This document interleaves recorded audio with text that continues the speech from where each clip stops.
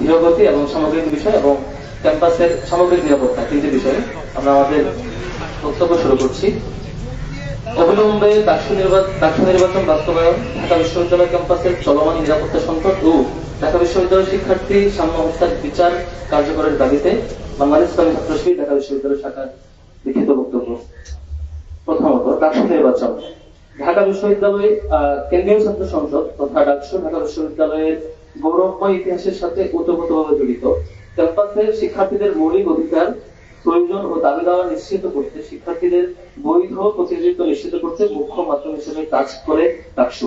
ফ্যাসিবাদের দুঃসময়েও এটি মুক্তগামী প্রতিটি শিক্ষার্থী এবং ছাত্র সংগঠনের দাবি দেওয়ার সর্বাগ্রে ছিল।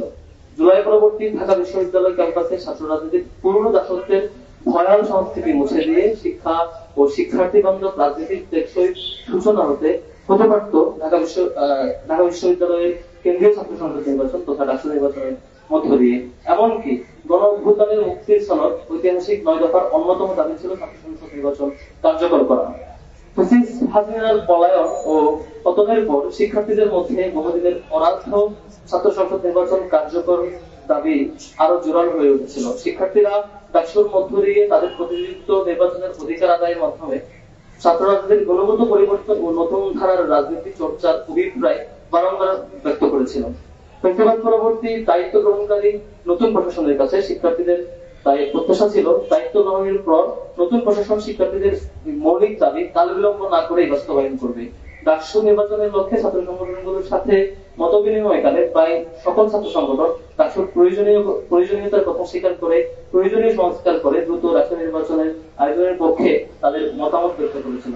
এমনকি বিশ্ববিদ্যালয় প্রশাসনের নিজস্ব উদ্যোগে পরিচালিত এক জরিপের তথ্য অনুযায়ী প্রায় 96% শিক্ষার্থী ডাকসু নির্বাচনের পক্ষে তার প্রয়োজনীয়তার মতামত দিয়েছে। কিন্তু দুঃখজনকভাবে ঢাকা বিশ্ববিদ্যালয় প্রশাসন অধিকাংশ শিক্ষার্থীর এই যৌক্তিক দাবি পূরণের পথে প্রত্যাশার চেয়ে অনেক বেশি ধীরগতিতে অগ্রসর হয়েছে। গত বছরের ডিসেম্বরে বিশ্ববিদ্যালয়ের সম্মানিত প্রক্টর বলেছিলেন ডাকসু নির্বাচন 2025 সালের ফেব্রুয়ারির মধ্যে অনুষ্ঠিত হবে। কিন্তু ফেব্রুয়ারি গড়িয়ে মে মাস চলমান, তবু আশা জাগানোর মতো তেমন কিছুই আমাদের কাছে দৃষ্টিগোচর হয়নি। প্রশাসন ডাকসু নিয়ে 3টি আলাদা কমিটি গঠন করেছিল: গঠনতন্ত্র সংস্কার, আচরণবিধি প্রণয়ন এবং অংশীজনের সাথে প্রয়োজনীয় পরামর্শ কমিটি। প্রত্যাশার চেয়ে অনেক গতিতে হলেও সম্প্রতি কমিটিগুলো তাদের কার্যক্রম সম্পন্ন করেছে। বিশ্ববিদ্যালয় সিন্ডিকেটও তা অনুমোদন করেছে। গত 15 এপ্রিল বিশ্ববিদ্যালয় প্রশাসনের দেওয়া টাইমলাইন অনুযায়ী মে মাসের প্রথমার্ধে নির্বাচন কমিশন গঠনের কথা থাকলেও কোন এক রহস্যজনক কারণে তা এখনো গঠিত হয়নি এবং বিশ্ববিদ্যালয় প্রশাসন এই কমিশন গঠন না হওয়ার কোন যৌক্তিক ব্যাখ্যাও আমাদের কাছে উপস্থাপন করেনি। শিক্ষার্থীদের উৎকণ্ঠা উপেক্ষা করে প্রশাসন এখনো গড়িমসি করেই যাচ্ছেন।